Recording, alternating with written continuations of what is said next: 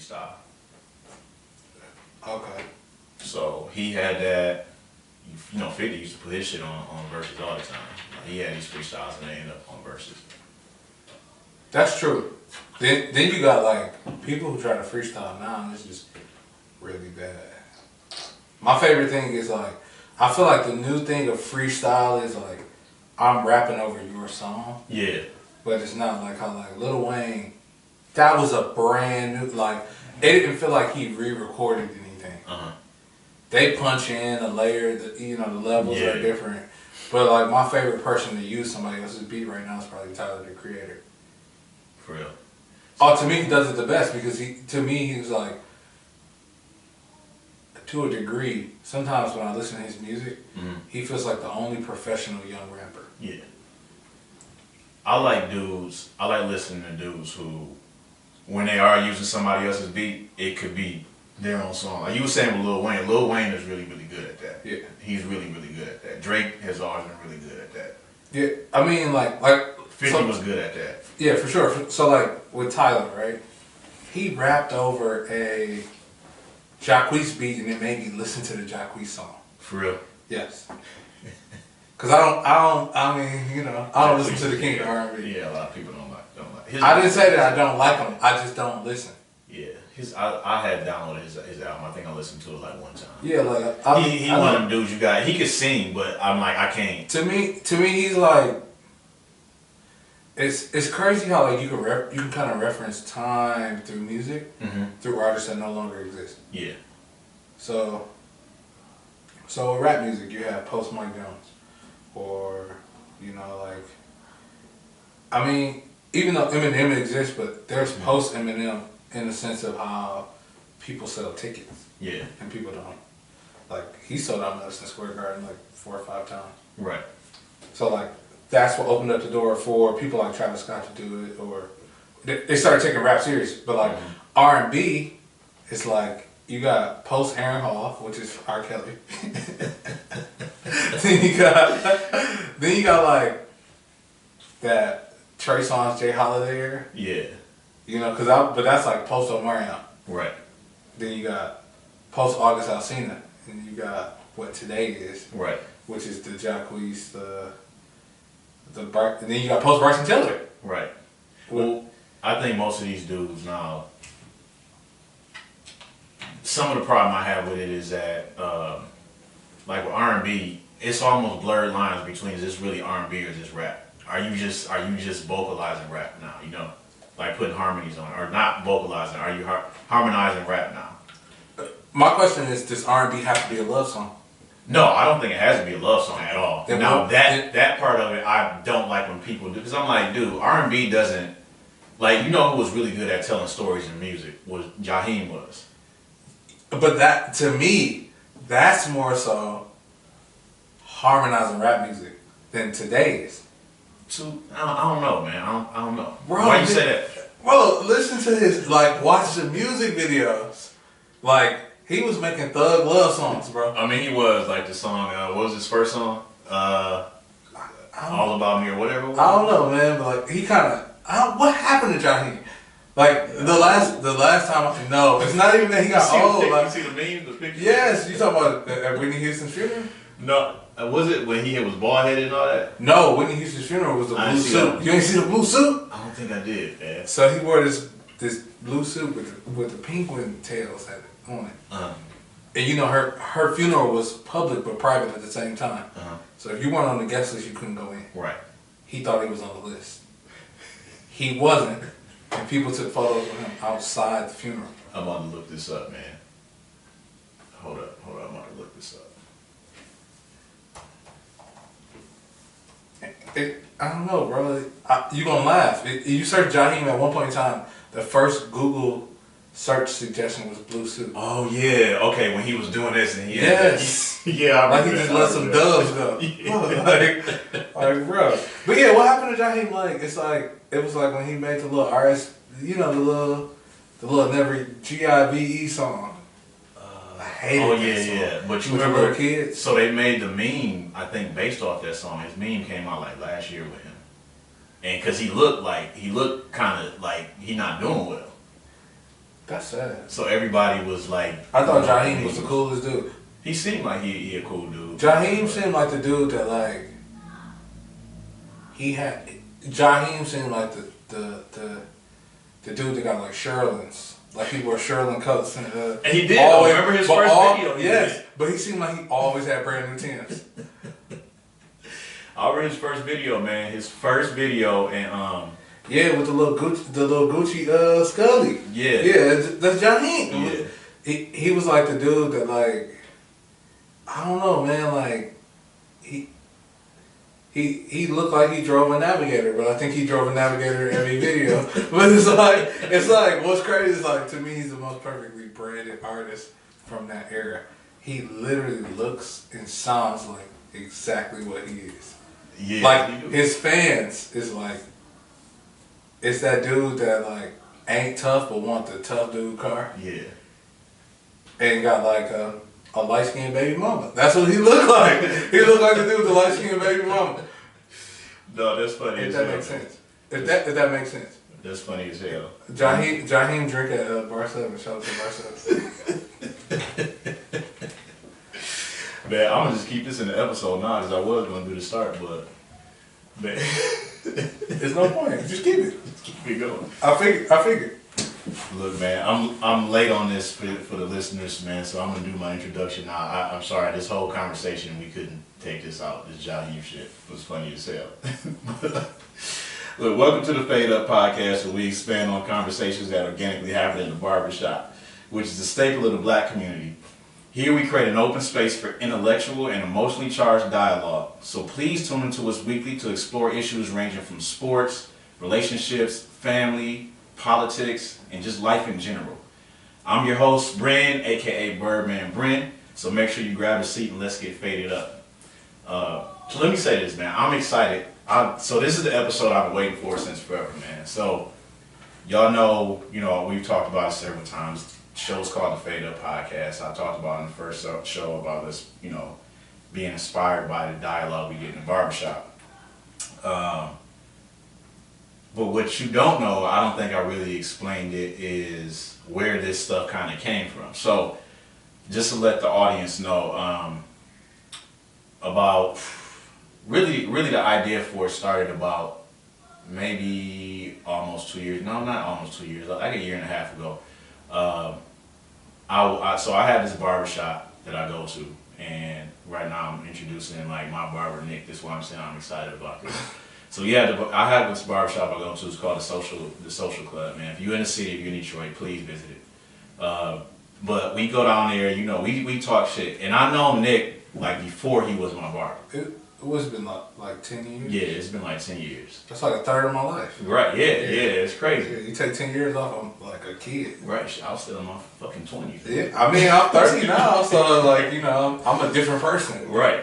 So, but we just had these conversations, man, and like, I mean, me and you always, even before the shop, our dynamic has always been like that. The way we just feed off each other is just, you don't get that with everybody. Yeah, it's very organic. It's like I don't know. I feel like our friendship it never felt forced. No, you're right. Like, yeah. You know what I'm saying? Like you go around people because we so let me give everybody the background on all this, and you will see how this ties into the show or whatever. So me and Nick met through my daughter's mom and her sister's now husband. I don't know if I'm saying this right. Yeah. If I'm not saying it right, whatever. Yeah. So it's your daughter's auntie's. Yeah, husband. Yeah. Your daughter's uncle. Right. Yeah. So we met like that, man, and so we would hang. We hung. We got to hang out after that. But the funny thing was, so I met Nick for the first night, man, and this is, we know this story obviously, but this is a story we got to tell listeners. So, we over at his crib drinking, having fun. You know what black people do, man. At a house, doing basically a house party and shit, kind of deal. Yeah.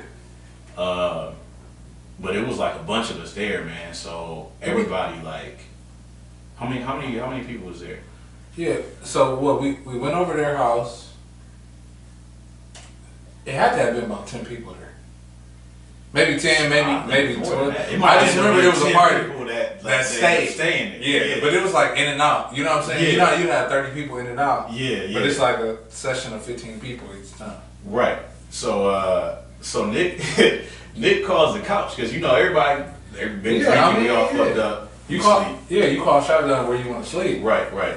I thought you respected it. And I found out you didn't respect me at that time. You like, oh, okay. But I took it personal.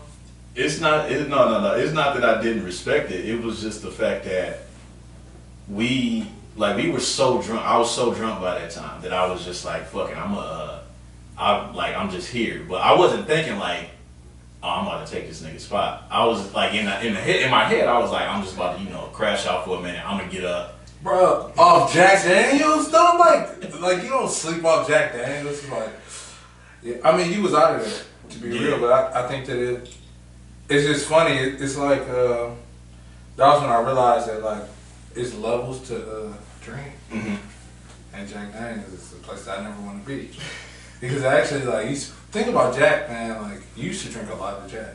Yeah. I went through my phases where like this is my drink, and then this is my drink, and this like right now I drink 1800 is my drink, but Jack was my drink, and then like when I met y'all, Jack was my drink. Yeah, but you got me into drinking Jack Daniels at that time. Oh shit, my bad, man. Oh, that's why I don't drink anymore. You know what I'm saying? But like, yeah, it's like I drank a lot of Jack. We actually ended up getting a gallon of Jack like that next New Year's, and it was me, Drew, and TJ. For real. So I'm drinking with them, And this is when they moved into the house. You know what I'm saying? So remember they had that one Christmas party where like it was Christmas. No, it was New Year's. It was a New Year's party. They had like catered food. I can't remember. I threw up so much from Jack. But I threw up like outside. Marcus came outside. I was like, bro, what is this in my garden? In the garden, I just threw up everything. There's so much spaghetti and chicken. Dog, so anyway, man, like but ever since then, like I said, the dynamic between us with everybody has just been like, we've been cool or whatever. So, like I said, once I got the idea to do the show or where it came from, we had just had these conversations. Like I said, just you and I bounced off one another very well. So we had these conversations, and I'm like, dude, shit, I want to capture these. I wish I could capture these, but you can't. It's not my shop. Obviously, I can't come in there and just be recording, and then even with that, people might not. I'm getting my hair cut, dude. Like, don't fucking put me on. No. Oh yeah, because no shit like that. Yeah, because the barbershop is pretty much a safe place. Right. So it's like it's hard to really capture the essence without. Right. It's like a lot can get lost in the barbershop when you shoot. Yeah. But if you create a space that people can speak, right, or talk about their feelings, whatever right, they want to talk about, it can still be organic. Right. But and so that's where I came with this, because I'm like, but like I said, my big thing was literally when I think about what inspired me to end up doing the show, it was outside of just that dialogue. It was mostly you, like for real, because we would have those conversations, man. So I had told you this the other day. I was like, one of my main inspirations from people when it came to making this is actually you. So I it was hype for me to get this, man. But what really we're drilling down to in the episode, we're gonna talk about other shit, but we call this episode "Don't Cheat on Your Barber." I'm gonna save that for last though, because I want us to really, really deep dive in that. And it's funny because I was listening to another podcast the other day, and they were talking about cheating. This podcast called Mind Triggers. Shout out to Mind Triggers. And the girl in there asked the dude about the haircut stuff, and she was talking about him cheating or whatever. She's like, "You cheat on your barber?" And he hesitated. So we gonna dive into that, man, because y'all gotta understand the philosophy about why cheating on your barber is wrong. I don't think people get it. If you're not a black man or something, you might not get it. Because women will they'll go to different stylists and stuff. But us, like, you find that one man, you gotta stay loyal, right? You gotta stay loyal. So I wanted to get into that, man, but like I said, I'm gonna save that part for last. But I wanted to ask you though, man, like, Um, so tell me about what inspired you, or tell the audience what inspired you to become a barber. To be honest, I spent a lot of time in the barbershop as a kid. Mm-hmm. Like most little black boys do. Right. Like, especially like, so like, it was a thing for me and my two brothers to go to the barbershop with my dad. Mm-hmm. But we would spend about 4 or 5 hours in the barbershop. For real? Yeah, I got my first. What's crazy is like one of my first, not to be cliche, one of my first memories is getting my hair cut. Mm-hmm. It was a guy named who cut my Mel cut my hair at what is that Uppercuts on 7 Mile Living Room. Oh, okay. Yeah, Uppercut's still there too. it's still there. I think Rico's still there. So Rico's my dad's barber, but Mel was my barber. Mm-hmm. Jeff and Steve went to Rico. I went to Mel. Okay. I don't know how that happened, but it did. But I spent a lot of time in the barbershop, and then I ended up going to Big D's, but which was down the street from it, which I got introduced to by Marcus. You know what I'm saying? Which is who introduced us. Right. So what's wild is what inspired me to want to become a barber. Yeah. Was how important they were. So, like most people, you get born. Everybody's Right. born with parents, right? Right. And like a lot of people don't have like you get birth with these people who are learning how to be parents, learning how to be role models, and they're still figuring it out. My dad was still figuring it out. Right. I think he was 24 when I was born. So it's like you think about it, like at 24, you probably couldn't even maintain a podcast at 24. No, hell. You probably couldn't. You know what I'm saying? You don't have the discipline. Think about too much other shit. But with a barber, the barber is intentionally a role model. Right. So he figures out, he finds information. You can ask your barber anything. You know what I'm saying? And he'll give you an objective view. Like, he doesn't judge you. More than likely, he likes the same stuff that you do. That's why you go to him. Right. I found that out when I became a barber. That, like, the reason why my clients are cool is because I'm cool. Yeah.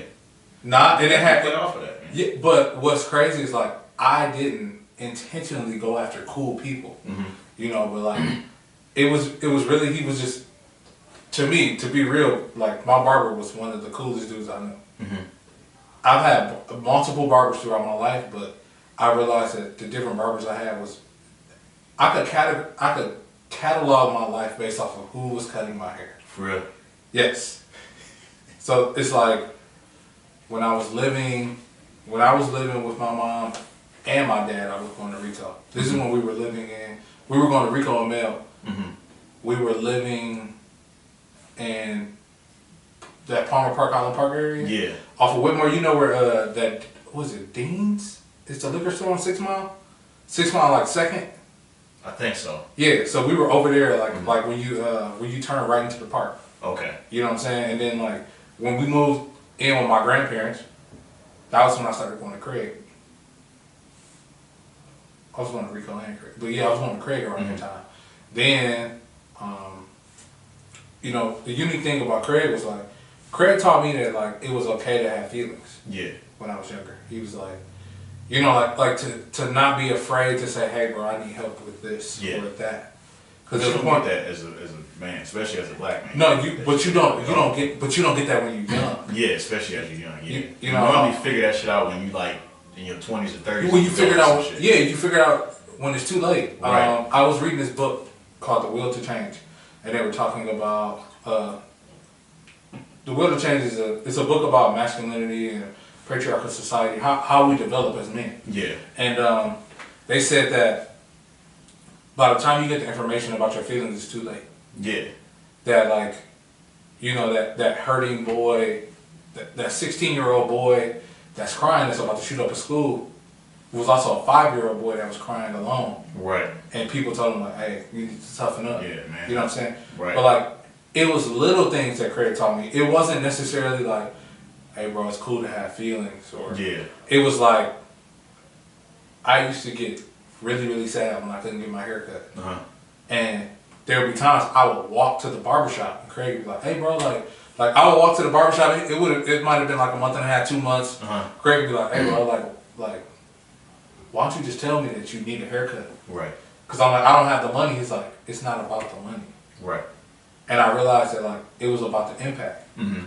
And then at like 11 and 12, I met Terry. Mm-hmm. Terry started cutting my hair. He was cutting my hair at a Top Notch barbershop. It was on 6 Mile Shaker. Yeah. And then Top-notch, it was right across from the Paquette Market. Yeah. Yeah. And I think Top Notch still there too. yeah, it did, but those barbers left and they opened Awesome Cuts right next door. Oh, okay. And now it's called Chris's Awesome Cuts. He's a Jamaican guy. Chris used to cut my hair. Chris is funny. But Terry was like the first young barber I ever had. Mm. So Terry might have been like 21, 22 when he was cutting my hair. And he was the coolest dude. Like when I tell you Terry was cool, like Terry used to let me play the game when I got my hair cut. Like I played NBA Street for the first time in that barbershop. Bro, I watched Paid in Full at that barbershop. For real? Yeah, so I'm able to catalog time, but when I went to high school, I was like 13, 14, I was playing sports, but I didn't like playing sports anymore. Yeah. And I've been super artistic my entire life. Right. The interesting thing was, I learned that that girls could go to school, and in Votech they could take cosmetology. Yeah. You couldn't really do that. They You couldn't didn't do have barbering. that for me. Yeah. But I found remember that. out all you needed was an 8th grade education. And I was willing to drop out of school to cut hair. Yeah. I remember you saying that the other day, man. I told my mama that, her face dropped. I was in the 9th grade, I'm like, I will drop out to do this. And she was like, I think you should stay in school. Uh-huh. But I think it's cool that you want to do this. Right. But I think sports is for you. Like my mom was always like, I think sports is for you. Yeah. And I think it was the thing that she understood the most. Like she took me to casting calls Mm-hmm. for modeling. I was gonna model. Mm-hmm. She was like, do you want to model or do you want to play sports? I'm like, I want to model.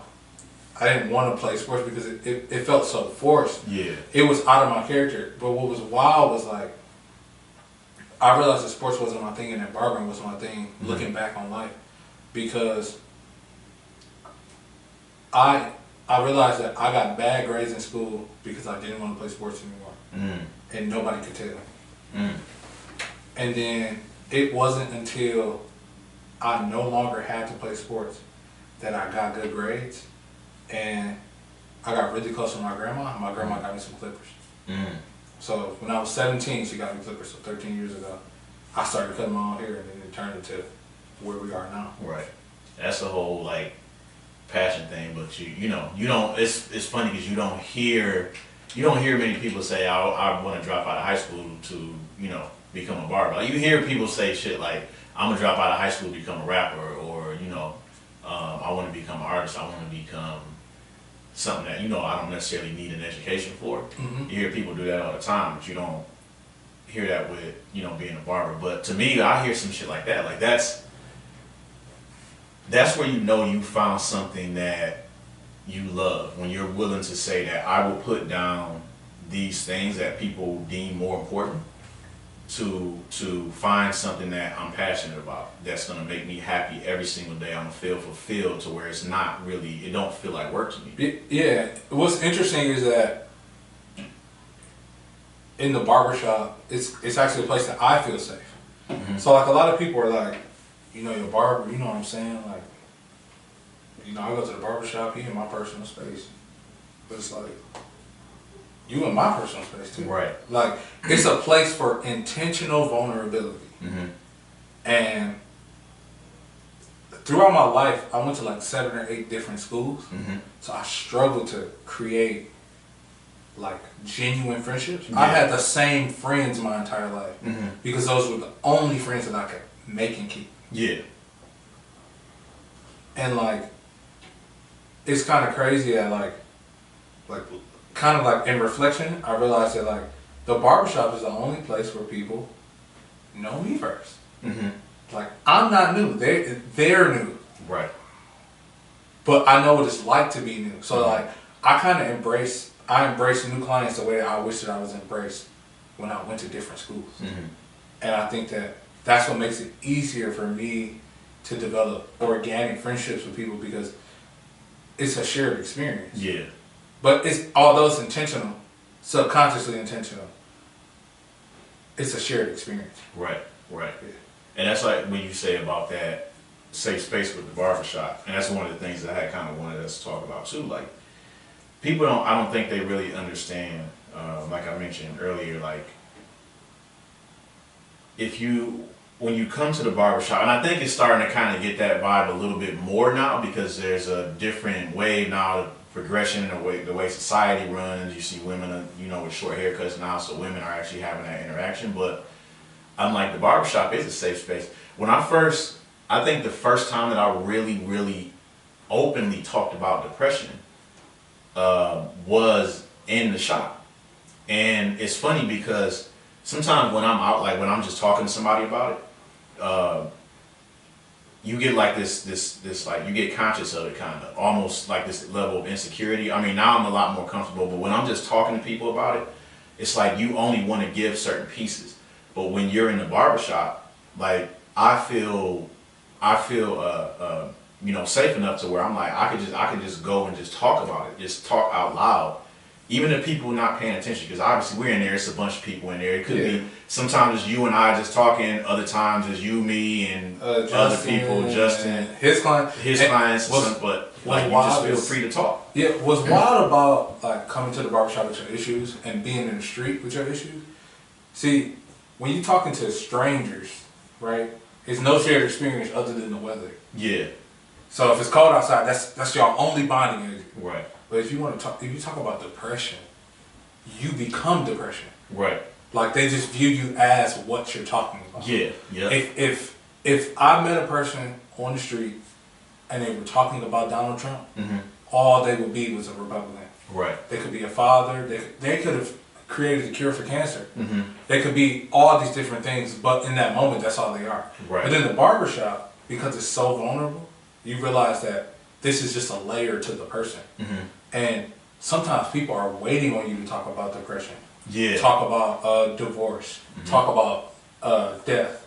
Like I've met people on their best day and their worst day. Mm-hmm. Like I know a guy. He lost his son. Mm-hmm. And he got his haircut, and we had to talk about it. Mm-hmm. And he was like, this is the first time I ever really got to just talk about how it made me feel. Yeah. People lose their kids. It's very difficult for them to talk to other people. Yeah. But when they come into the barbershop, it's because it's okay to not be okay. Right. And we understand it. Right. You know what I'm saying? Like, I was cutting one of my best friend's hair. Which is interesting because, I watched him just grow as a person, mm-hmm. but I've only known him a very short time. Mm-hmm. I actually met him cutting his hair. But I watched him go through different things in his life. Mm-hmm. And I remember when his mom got sick, mm-hmm. and it was like a month and a half later, she passed away. Mm. But she passed away while I was cutting his hair. Oh, shit. So he's literally on a chair. He was literally in the chair. His dad called him. Mm-hmm. I'm like, yeah, I'm like, you know what I'm saying? I'm like, a phone ringing. He was like, who is it? I told him the name. He was like, yeah, it's my dad. Then he was like, yeah, bro, my mom just passed. Mm-hmm. And we had to deal with that feeling. Because there's nothing you can say. Right. That was the first time I was okay with not having anything to say. Mm-hmm. I was like, hey, bro, At the end of the cut, I'm like, hey, bro, this is on me. You know what I'm saying? Don't even worry about it. Just take care of yourself. I'm like, you can sit in here if you need to. Mm-hmm. What was wild was his cousin came in right after the haircut.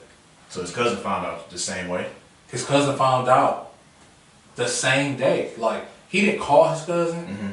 Coincidentally, he had the next haircut. They hadn't talked to each other in months. Mm-hmm. So I knew that his cousin's mom was sick. He had no idea. Mm-hmm. That goes to show you how deep in depth people go in the barbershop. Right. You know, I've had other clients that like have gone through divorce. Right. Like, man, like watching men go through breakups is different than what you see on social media. Mm-hmm. And what's crazy is like, you know how like we live in the age of meme culture. Yeah. Memes say a lot more about people than people want to like reveal. Right. So I can tell what type of day you're having based off of what memes you post. Mm-hmm. Because I've seen people go through things and I've seen the memes that they post. Right. I can tell if somebody's in a good relationship or not. Right. Based off of what they're posting. Talking about when they post all the fluff and we all happy and good and shit well, like that. Yeah, it's to prove Life it is to it's to prove it to themselves that they love their partner. Right. You know, but like I learned that through the experience of this is what you're telling me is what's going on, and this is what you're depicting online. Yeah.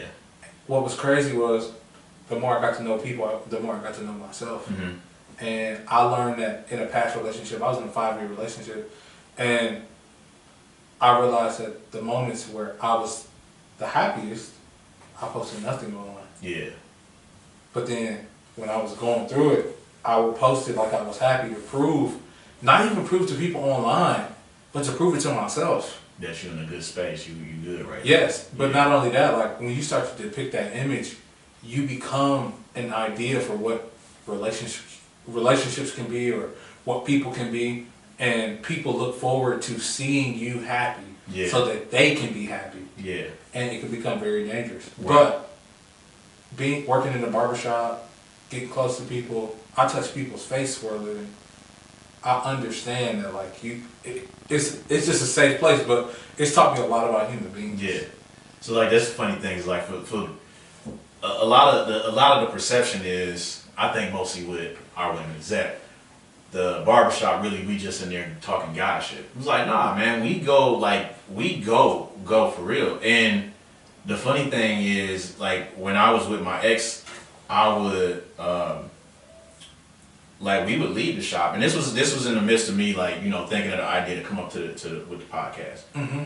But I would leave the shop, and then like I would like the shit we would talk about would be so in depth. I'm like, dude, I gotta share this shit with somebody else. So I would have those conversations with her about that, and I would tell her like, you know, I would joke about it obviously to her because she got it, but I would joke like, yeah, you know, we ain't just talking fucking sports and you know and rap and past relationships and who we fucking are. I'm like, no, we have, I'm like, not to say we don't have those conversations. I think those conversations we have those conversations to figure, you ever notice, it's the idea behind what a person's favorite team is.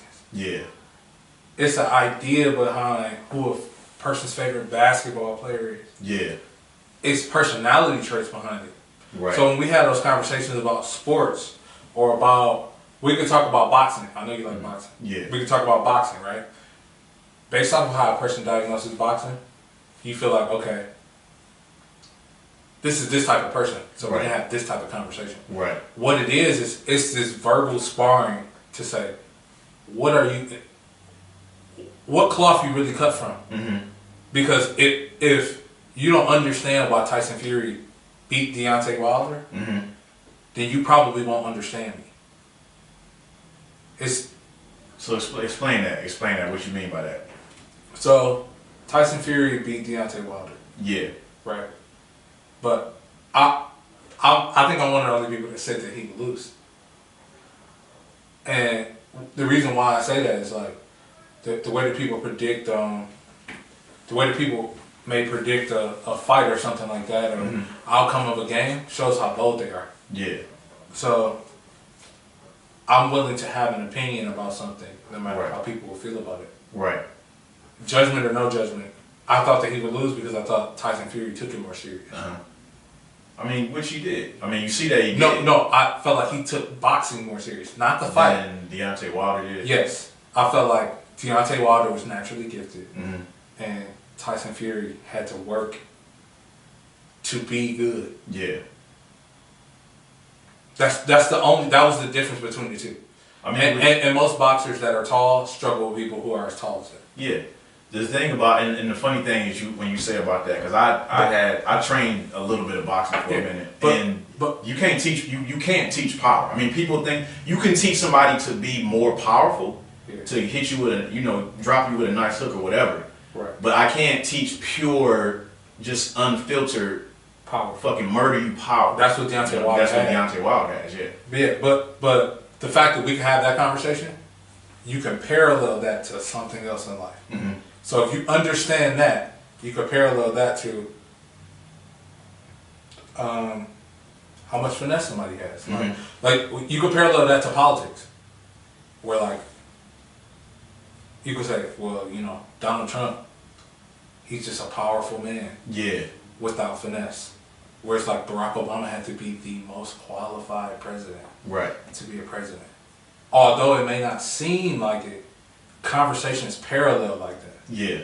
But like as a barber, I have to know when to interject, and I can say, hey, how do you feel about this? Right. How do you feel about this? Because like people don't understand how many times have you been in the shop and you're like, how did we get here? Shit.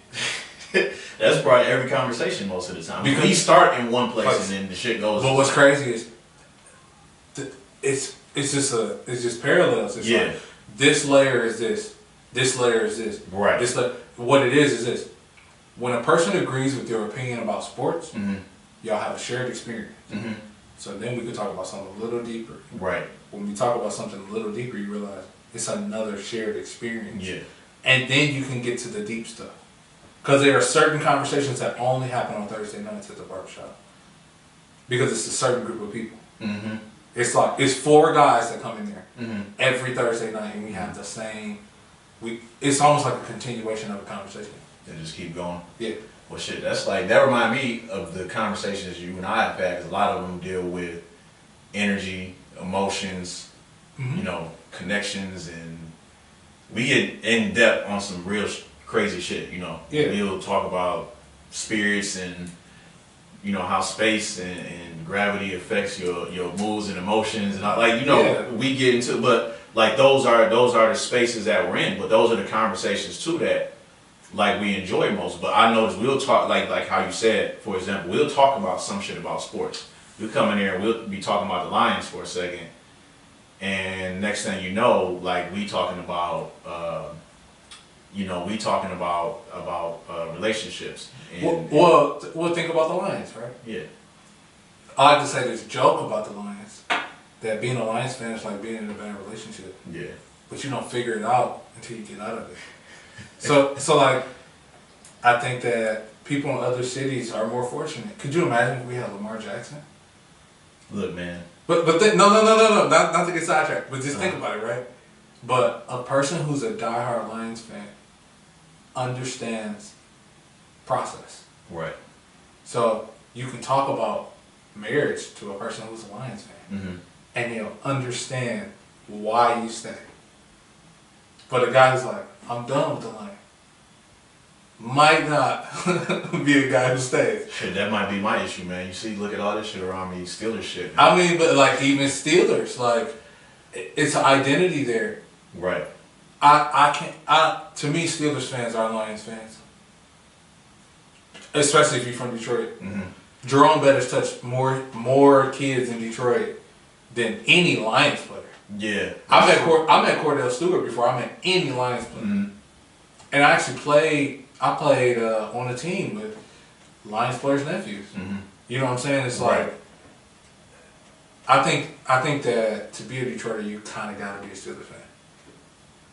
You got that grit and grind. That's kind of what they're known for. Well, I mean, it's like Detroit, but like Detroit when it was nothing but factories. Right. That's what it's like living in Pittsburgh. Yeah. But at the end of the day, but like there's just different parallels within sports, like identities of sports, or I mean, you talk to a Lions fan, you could talk to a person who's a diehard Lions fan. Mm-hmm. You could talk about anything that doesn't make sense, and they'll find a way to make sense. Yeah. Like it doesn't make sense that people believe in the Lions the way the Lions fans believe in them. Well, they able to make sense out of this shit because it don't make sense how they lose. So it's like you got to be able to turn it and learn how to make sense out of the losses. So You know what I'm saying? But like imagine talking to somebody whose marriage is failing, but they still believe in it. They still believe in it. Yeah. That's what it's like to be a Lions fan. Right. And that conversation can go from the Lions losing to be like, hey bro, I just like, hey bro, you ever been with a chick and the relationship wasn't working? Like, yeah, man, like I couldn't understand. Like I did all of these things that are supposed to work, but they don't. Yeah. And people will start talking about their feelings. Right. But the top layer is like, this is the tone of the conversation. We're about to talk about something that doesn't make sense, which is being a Lions fan, right? Yeah. Thinking that the Lions are going to the Super Bowl every year, and you're only the only reason why you believe it is because they lose the majority of their games by 6 points or less. Yeah. Yeah. Their margin for losing is. So it's funny you talk about this. So look, we started. So to prove the point of what happens in the barbershop, man, we started the conversation about how did you get inspired. We get into the fucking conversation at the Lions, man. Yes. So that's what happens at the barbershop, man. So all right, I want to ask you this. So I know, you guys, because your shop, the shop is it's pretty well located, right? Both locations. Mm-hmm. You guys have had some significant individuals coming there. I know Joy Bell used to come in there all the time and get his hair cut. I think I saw Joy like 2 weeks ago. So you guys have had like some, more like I said, prominent, more famous clientele. Mm-hmm. But if you could cut a celebrity's hair for a living, one celebrity, and like you his travel barber, you going with him everywhere, or her, whoever, you going with him everywhere. Who would you say that is? Celebrity for a living. Yeah, like you just travel, his or her travel barber. Like you go everywhere with them. They pay you to be there. I'm gonna tell you something. I'm gonna answer this different than you think. Mm-hmm. I'm gonna tell you this now. Cutting famous people's hair is not that fun. Mm-hmm. It's not as fun as like. Not saying that they bad people, but they always be stressed out. Mm-hmm. They don't trust nobody. They don't want to come to the shop, so you gotta cut their hair in a hotel. Yeah. And then not only that, you cut their hair in a hotel and it's bad lighting, so they're not getting the best out of you. Okay. And which is funny because most people wouldn't think that lighting matters. I mean, you would think that lighting matters. It's not the first thing. But that's not the thing. Yeah, it's like, hey bro, can you come to the shop? They think it's because you want to take a picture. Yeah. But the thing is, it's like, I mean, you ever seen me post a celebrity? Never. So like, it's not for the photo. I wouldn't have even known if it wasn't for the fact that I would come in there and get my hair cut and you would just casually say. And it was never like you would go in and be like, oh yeah, I cut such hair last week, or I cut Big Sean hair last week. No, you would. I mean, but I never cut Big Sean's hair. We would. I'm just using that. Yeah. But we would have. It would come out of us having a conversation, and I was saying something. You'd be like, yeah. So that's like when I was cutting this such hair. They said this. I'm like, oh, I didn't know that they would come in there. You never posted a celebrity though. And like you said, but that insecurity of thinking that you want. Yeah. You only want me down here so I can take a picture. I don't want to take the picture. Right. Because it's like, so the ideal celebrity isn't an actual celebrity, it's an idea. Mm-hmm. So the idea is a person who has the same values as me, mm-hmm. whether it's like just respecting time and space. Mm-hmm. And a person who like, that's really all it is, bro. Like, I don't care. It could be Toby Keith. I don't care who it is. Like I cut Blake Shelton if he's a nice guy. Mm-hmm. Like it's not the. Oh man, I get to cut such and such. I get to cut Odell Beckham's hair. I don't want to do a mohawk. Right. Like and have to like maintain that because of the hair. Right. It's the person. You know what I'm saying? But I'll tell you who like some of my favorite haircuts are. I can tell you that. But like when it comes to traveling, man, these dudes, man. You have you ever been around somebody on tour? Nah, can't think. No. Man, like these dudes, like a person on a tour, mm-hmm. like a music tour. I'll tell you an experience I had, and it's not even a bad experience. So you know her. Yeah. Yeah. So I cut her band when it came. Okay. like a year ago. I met these guys and I just realized like how stressful it's got to be to like not sleep in your bed. That's true, man. And you got to get up and be on the go constantly. They felt like a bunch of nice guys, bro. Like super nice dudes. They just felt like a bunch of dudes hyped up off sugar. And I don't think I could live in an environment that was like it kept like I'm just high off Red Bull and Skittles. Yeah. Like I just can't. You know what I'm saying? Because it's not like these dudes don't be on drugs, bro. Right. Musicians do not be high. No, it'd be like they off a lack of off a lack of sleep. And you remember how like when you got a kid and you know the excuse is always like when they bad as hell and it's like they sleepy because the kid trying to keep themselves up, so they just doing whatever they can do. Bro, like and it's so stressful. Like cutting somebody's hair and then it's in a room that does not have any chairs. Yeah. That's good for your back. Right. Or I mean, I'm only 5'10", bro. When I cut their hair, I cut their hair on a burst tube. These dudes is also 5'10". Some of them 6 feet. So they pretty high, bro. You right eye level. Yes. Like seeing the work that they have to put in. Like I really feel for celebrities on tour. But I think I don't know, man. Like I enjoy cutting the clients that I have. So you couldn't see yourself doing something like that? I would rather cut an NBA player than a musician. Why you say that? Because their schedule is set. Ah, okay. Yeah. You know, I have my beliefs. I have my religious beliefs. Yeah. That are like I had somebody offer to fly me out of town to pay me to cut their hair, and I said no because I had to do what I had to do. Right. You know, so like the reason why I say I would rather cut a athlete rather than a celebrity is because celebrities go on tour or artists go on tour. It's every other day. They on the road, right? I know where if let's say if I cut 3 dudes in the league, I know every city they're gonna be in, when they're gonna be there, what time I gotta be there, what time I get to leave. Right. That's true. That is true. Like you said, with an artist or something. I mean, you got press tours, you got stops things you obligated to. You never know, shit might just and they be you gotta show up at this at this radio station. It's something happened at the last minute. Like you said with the stuff with a player or whatever.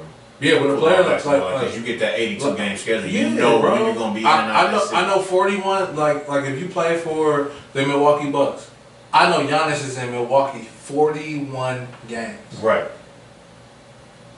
And they're the only ones I gotta worry about. Right. Because you're not getting your haircut twice in a week. Exactly. For one, as a player, you don't really got the time. Yeah. For two, as a black man, you don't want your line to get pushed back on TV. So at the end of the day, that shit would be funny as hell, man. There's a lot of guys in the player with a fucked up haircut. What you mean funny? I've seen dudes with fucked up, but I'm saying Chris Paul for the past 5 years. But I'm saying you normally known for having like a crispy line, and then you go and like do something a little bit too much. Yeah, you got your barber on the road. So that's the reason why I said Chris Paul. I feel like he started cutting his own hair. And I'm not like, I know what the lines look like because I started out cutting my own hair. Yeah. His haircut not necessarily bad. It just seemed like he cut it himself. He do it himself. Yeah. Might have Alfonso Ribeiro doing this shit. You see on the commercial, on the State Farm commercial. Oh, bro, Carlton. He rebranded. He rebranded himself, bro. He did, man. I'm Chris Paul. I was like, bro, like, come on. Like, I don't know, man. It's like. So let me say this too. Or an actor. An actor. I would do an actor. You think their schedule would be any different though? So most actors, right? So I know about the movie industry. Actually, a friend of mine, when I was in cosmetology school, her wife, I think was like I don't know the technical term for it, but it's the person who, it's their job to find, like, let's say they were shooting a movie and they were like, we want a school that looks like it's in New York, but we want to shoot it in Detroit. So probably like I think a kind of like a booking agent kind of. No. They find every set for every scene. Like, okay, we want a school that looks like this. Yeah. A park that looks like this. a house that looks like this on the outside. Yeah. But on the inside, we want a house that looks like this. Right. So she told me like they only work for like, you get one movie that's big, you might only work for 3 months. Right. That's why that's why they get unemployment, because like they might make 50,000, and then that's for a month or two. Right. And then it's like, well, what you gonna do for the rest of the year? Right. You just sitting until a point of Like, yeah, it's a struggle for them to have health insurance too. Yeah. Yeah. But like that industry, at least I know where I'm gonna be centralized location. Right. And if I gotta do what I gotta do, you know what I'm saying? Like, your actor may not be. I mean, I think that I could live with those constraints. I was like, okay, I have to be in Hollywood studios at this period in time. It may be hectic, but it's at 6 in the morning. It's not like it's like you know what I'm saying? Like you think, for instance, like when they shot Guardians of the Galaxy. What's the guy's name? Chris Pratt. No, not Chris Pratt. The guy that played Drac. Dave Bautista. Batista. Yeah. You know he spent 7 hours in a makeup chair every day? Oh, shit. You putting green shit over his whole fucking body though. But I'm saying that's 7 hours. No, that's a lot. I know, but a lot of them getting up early in the morning. You getting on set at like 3, 4 in the morning. So that's what I'm you saying. could be So ready by like 11. So what I'm saying is, me personally, I would rather do that than to be on a tour bus. That's true, and that makes sense too. I mean, yeah, I see your point. I see your point. I have to feel normal because I'm just as temperamental as them. I'm an artist too. Right. That's true. No, that's true. And so you gotta have your space, your comfort, because that's the thing to like when you.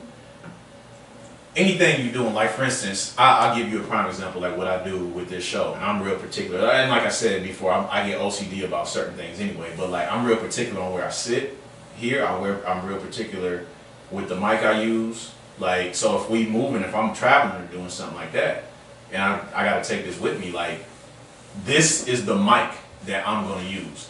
But that's what makes me feel comfortable. I'm in my zone. If I were to sit at this chair or sit at that chair or sit in your chair, my whole attitude and my whole demeanor, not necessarily my attitude, but the way I operate will be totally different. Yeah. The way I record the show, the way I talk, questions I ask, like my energy, all that shit will be way, way different. That's true.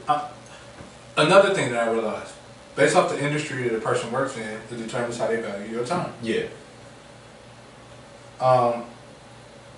People expect you to be professional. Right. Some people don't. Right. You know, like, I've cut hair and people be like, hey bro, you want to smoke? It's like, no bro. No. Yeah, I'm working. I'm working right now. I'm working. I no, I'm not about to drink with you. Yeah. I'm working. I'm not gonna ruin my name for you. Like, I get it. I'm not gonna do that to make you feel comfortable. Yeah. But I'm also not gonna make you feel uncomfortable about asking me. Right. But I think that a person like an actor who's serious about their time will respect my time. Right. Let's come in and get it done, and I'll be on my way. Yeah. I've had experiences with like musicians are like artists, bro. Well, they are artists. Yeah. But they do stuff on their own time. Right. Right. And I don't like the way they feel. Yeah. I'm not saying that I'm more important. I'm just saying that I'm a human. Just respect me. Right. Like, you don't have an artist or just someone wants you to cut their hair outside the shop and will waste your time. Yeah. And then will want to underpay you. Like, oh bro, I got you, whatever. And you think about it, it's like, man, I just lost 6 hours. Right. In 6 hours, I could have made $300-$400. Right. I spent 6 hours with you for $100. Right. You see what I'm saying? That you might look at me and you might feel like, well, I'm such and such, so But no, where like, I got you, bro. I'm gonna hook you up with this 100. It's like, bro, I passed up 3 times the amount of work for this. Right. Just so we can hang out, but I don't understand it. So you ain't get the trade off on it at that point. No, Yeah. but people like to trade off what they do for Instagram posts. Yeah. That's the shit with social media though, man. Like the shit is so. But barbering became social media. Yeah. Think about it. I know more women that watch videos about haircuts than guys.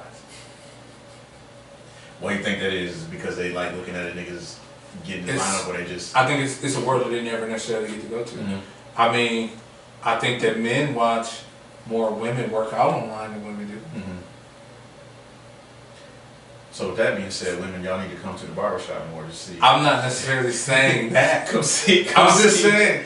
See how we get it in. What I'm saying is like, I think that if they came more often, it wouldn't be what it is. So you think that it would lose its impact? Not lose its impact. I just think it would transform. Mm-hmm. Yeah. So I don't think it would be better or worse. I just think it would be different. Yeah. And the reason why is because a lot of the reason why women don't go to the barbershop is, for one, it seems like it's only for men. Yeah. And we act that way. Yeah. So that they don't come.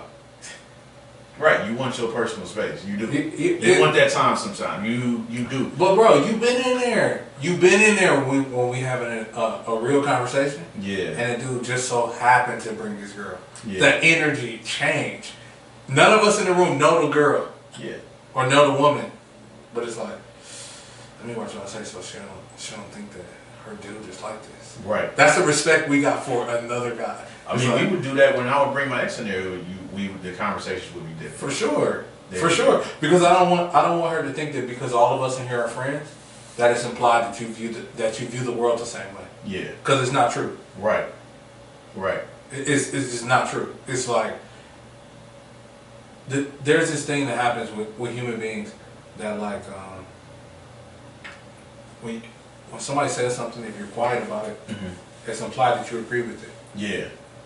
But yeah, we was talking about that at work, man. Like silence, people are like, I'll take silence as a sign of agreement, right? But it's true though. When you actually agree. Yeah. But when you don't, you'll stay silent for the sake of not arguing. I think silent. Yeah, I think silent. More times than not, you're silent on some shit because of that. I think. Oh, for sure, for sure. I mean, I just think that like the nature of it is like, hey, this guy's just talking about his feelings. Yeah. Sometimes it's not meant to be argued. Right. Like, my favorite things to talk about in the barbershop are things that people never want to talk about. Feelings. Somebody asked me, they said, Nick, bro, you listen to a lot of music. What's your favorite kind of music? Yeah. What do you think it was? You said, I think you told me the other day, you said R&B. I said, love songs. Yeah. Not R&B. You're right, love songs. Which earlier we talked about, R&B ain't just love songs. But R&B as a genre is probably my favorite. But love songs. And the reason why is because love songs, so gangster rap and love songs are the same. Hear me out. I'm about to sound crazy right now. I'm going to show you. So, we could listen to a gangster rap song. Yeah. And we could listen to an R&B song. They're both just rooted in vulnerability. This person on this R&B song is talking about how they don't want to get their heart broke. I fear this. I fear ... Or I want to experience this, but you holding me back. Or I want to experience this with someone. Gangster rap. I'll kill you if you blah blah blah. Right. I got all my homies with me. It's no new. I don't have no new friends because of ... Right. And it's like, I don't have new friends because I'm afraid of new people. Right. Because I have this thing that I'm willing to protect my life, protect it with my life, and I'm willing to like take yours. It matters that much to me. Yeah. That I'm willing to take your life for it. Whereas on the other hand, this R&B song, this person is singing like, I care so much about love, I'm willing to leave you to preserve this thing for myself. Yeah. And it's all rooted in self, fear, and love. Yeah. it's so crazy. Like I listen to PTSD by Pop Smoke, R.I.P. Pop Smoke. Yeah. And if you listen to the song, it's a song about fear. Mm-hmm. And it's like, he talks about killing somebody and being with a woman in the first 4 bars.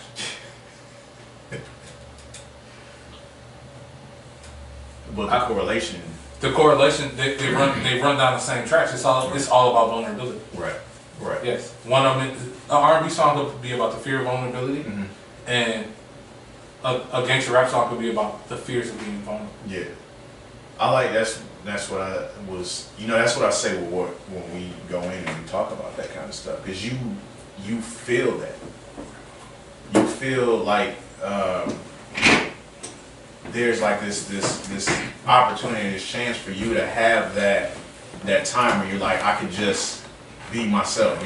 I've never ever felt at any point in time, like I was saying earlier when I talked about the depression in there, I never felt at any point in time that I was gonna be judged. And like how you said earlier, someone might look at you and say that you are this because I say that I was diagnosed with depression. Like you said, now that person is like, oh, you're depressed. Or your depression itself. Yeah, I'm depression. Like you're the physical embodiment of depression. Right. And that's the thing, like when you go in that space, and you can be in that space enough to where it's like, it's crazy. I'm more comfortable talking about that there than I might be with a group of friends. Because people are more so gonna listen and try to understand it. Your friends like they know you, right? They feel they know you. So when you talk to them about something like that, the next thing that they're thinking in their mind is like, oh, I know you, Brent. So I know this is the reason why you act like this. I have a friend that tells me all the time, I know you, Brent. You are like this because of this. I said, no, I'm not saying that. Like you're not understanding what I'm saying. You know what I'm saying? Like I'm not like this because, or I might have been that way at one point in time. Like things say, no, I know you enough. I know you this and I know you that. I don't get that when I go in there. If I'm going to go in there and I'm going to tell everybody and we're just having a casual conversation, it's not like I walk into the barbershop and be like, hey guys, I suffer from depression. But we're having a conversation. But no. And it comes up because of the dynamic of the way it's framed. Yeah. But the thing is like, as a barber, you kind of got to be an MC. It's like, you remember like, back in the day before rap was a thing? Yeah. The DJ was the artist. Right, the DJ was. That was the one who controlled the content. Yeah. But the MC controlled how you experienced it. Right. Where it's like, y'all are the DJ, but I'm the MC. And it's like, this is what y'all want to talk about? I'm about to control this so it's a pleasurable experience for everybody. But the thing is, when you come into the barbershop, it's only, at the shop that I work at primarily, it's only 2 people in there who know you. Yeah. Me and Justin. Right. That's it. So you get to be whoever you want to be to everybody else. Right. We know you, and we don't care. You're right. We don't care who you want to be today. Right. Because at the end of the day, people are more than one thing. And who am I to limit your experience in life to being my understanding of you? Yeah. But the thing about the difference between that and your friends is the person in there is listening to you, and they usually, because like more than likely they might be a different race than you because Justin's a white guy. Right. So it's not saying that he doesn't cut black hair, but every now and then it'll be a black guy in his chair, and now you got a person that you have an implied shared experience with, right? Because he's black. Right. But when you got a white guy in the chair, you got a guy who you have a possible shared experience with, which is a person who respects mental health. Right. So either way, you come in there and you have a brand new experience with somebody, and then y'all find out y'all have a shared experience.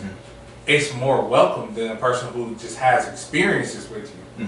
You know what I'm saying? Like your friends think they know who you are because of who you was. Yeah. But if all I am is who I was, then you didn't know me at all. Right. Because it's like, I'm more than one thing. Yeah. Like people change, people evolve. Bro, shit has happened. Things happen to people all the time. Like think about it, bro. When I was a kid, I used to pee in the bed. That's everybody. Yeah. But that's not who I am anymore. Right. although that's a very like young way to look at who you used to be, but that was a big part of your character. That was a big character flaw at one point in time for who you was. Or in high school, you might have smelled in high school, or in your 20s, you might have not been able to hold your alcohol. Every level is another character flaw, but when you overcome those things, your friends are the last people to accept that you make that change. Yeah. That's why it's hard to talk about depression to your friends, because they view it as, oh, here we go. Yeah. And it's like, bro, like, I had depression back then and didn't know what it was. I didn't know what the fuck it was. That was just, it's still going through that shit. Yeah, like that's the craziest part about life itself.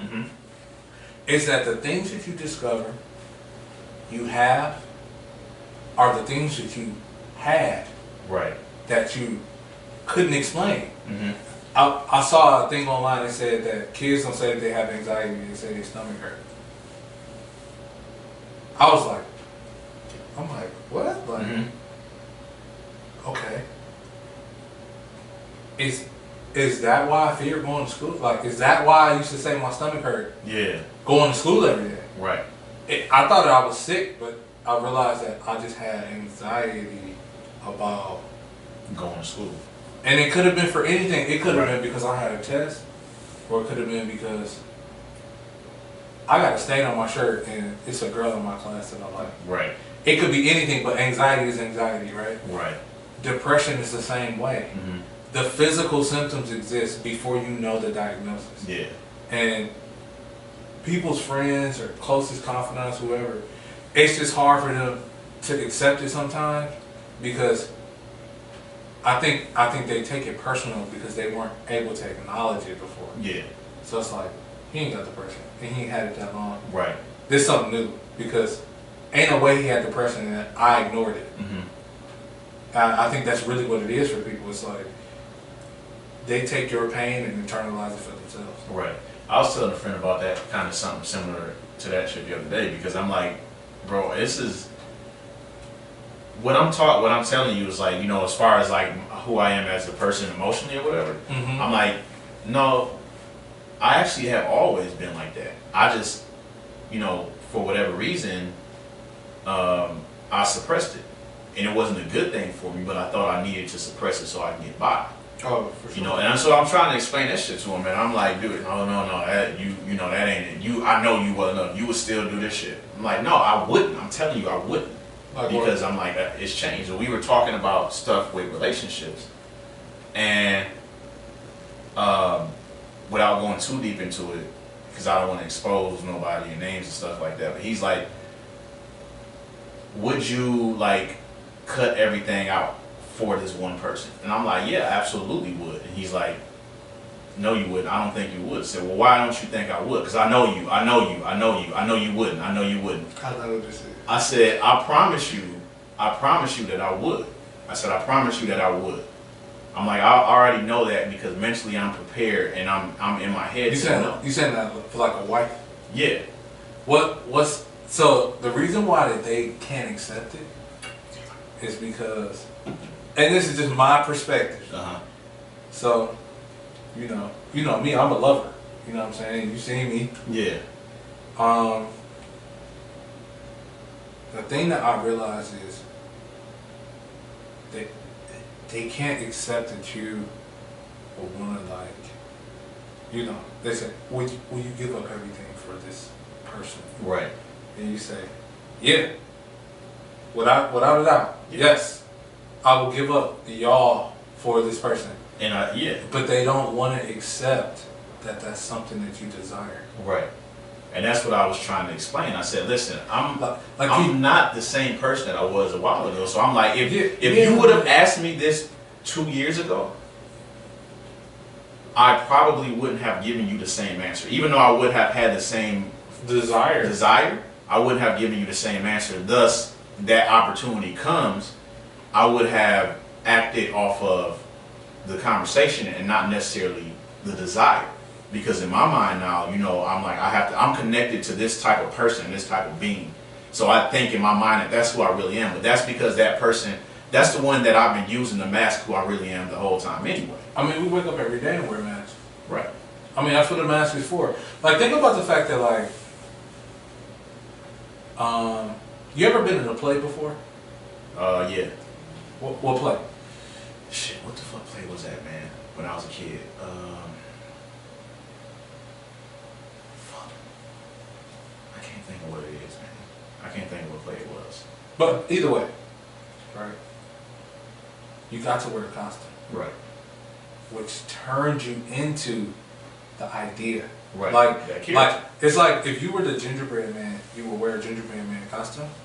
You still Brendan. Yeah, you still Brendan. You still. Yeah. But when you running around stage, you are the gingerbread man. Right. So sometimes we put on this rough exterior and act like we're not who we are because people can't see you. Yeah. But you know that when you lay down in the bed, that costume come off. Who you truly are. Right.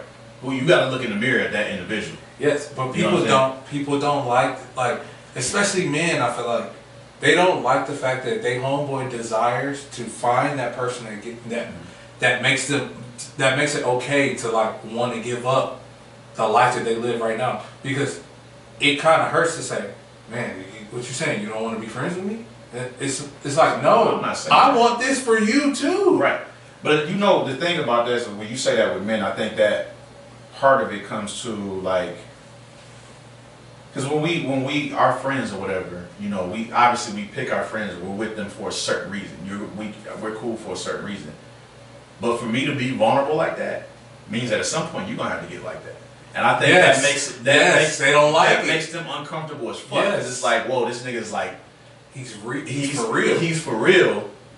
So what happens at that point in time when I experience that shit rubs off. It's gonna rub off into you, and that makes people uncomfortable. Because I've been like that. When I see my boys like going and getting relationships, and some of them got married and shit like that, and especially if we got fucking stories or whatever, like, you know, I can't expose nobody, but if we got fucking stories and shit, to see that person fall in love, one, you're like, I can't believe it, because you still thinking of, like we said earlier, I'm thinking of you as this guy that I've known, that we always been cool, and this how you been. But for two, I'm like, shit, so if this nigga get married, what does that mean for me? Right? So now me trying to mask that emotion of that part of it, now I'm sitting up here like I'm back to the costume. Yeah. Now, like, he's taking off his costume. That means that am I potentially compromised? Now, the people look at me now and know that he ain't the gingerbread man. That's really Brent. I'm trying to still be the gingerbread man. What's crazy is this: it's a time and a place for everything. Yeah. And I think that Halloween parties are only cool on the 31st of October. You know. You're right though. I mean, when people have parties, like think about it. You know how people have Halloween parties? You remember being a kid, you know. It's not a thing that I do anymore. But when you were a kid, it didn't feel the same having a Halloween party in November. Because it's a time and place to wear a costume. Right. And when a guy takes off the costume, like when you at a wedding and your homeboy get married and you there celebrating love, yeah, and you the guy there by yourself wearing the costume, you feel kind of silly. Yeah. But that's the same feeling that people have when you have the conversation. Right. Because it's like, bro, I tell my friends all the time, it's like, yo, how you been? I'm good, bro. Like, I'm in love, I'm happy. Right. And then when I start telling them about my relationship, they be like, bro, you like really in love? I'm like, look, bro, I want this for you too. Mm-hmm. They think that when you say that you're willing to give it up, that you're waiting to get rid of them. And that's not what it is. I'm willing to give this up to love my wife, my girl, my whoever you dating, right? You're willing to give that up. And I hope that you are willing to give our friendship up for love. Mm-hmm. Because when you do, your wife will respect it. Yeah. And you will be friends again. Right. Because when y'all all married, it's nothing better than the fact that, like, You married, I'm married. You spend time with your family, I spend time with my family. When we link up, it's all love. Because we realize that this is the only time we have. We don't waste time. And not only that, that's when you really feel loved, bro. When somebody don't care that you don't spend that much time with them anymore. I hate the fact that they're like, hey, bro, I ain't seen you in a minute. Right. Like, I have very few friends who are single. You are one of the only ones that I have. I can count them on my one hand. Like, not only that, like, most of my friends either are in a relationship, married, or have children. That's it. My single friends don't understand my life. They don't. Like, and when I say single, I mean singular. Like, have no attachments. Yeah. So a person with a kid is not a single friend. You know what I'm saying? It's like, I think it's weird when dudes be having kids and they want to act single. Right. Like, it's like, bro, like, you can't do certain shit. I can't do certain shit. Me either. I got a fucking 10-year-old. So I got an 8-year-old. Like, bro, there's certain things I cannot do. Right. As a man, like, I can't have a daughter and be like out here acting a fool. Yeah. I've done it and I'm embarrassed about it. Right. But I can't intentionally do it anymore. Right. I can't. Right. I can't. She's a little too conscious of who she is. Right. Who I am. And I'm still a figure to her. I'm not a human being yet. Right. So I have to keep that figure. Yeah, you got to be conscious of that. Yeah, you got to be conscious of that. But like, what people don't understand is, and they're connecting that. I think they're connecting that happiness. So when you say that, you know, with the love thing, I'm ready to give this up so that I can have this.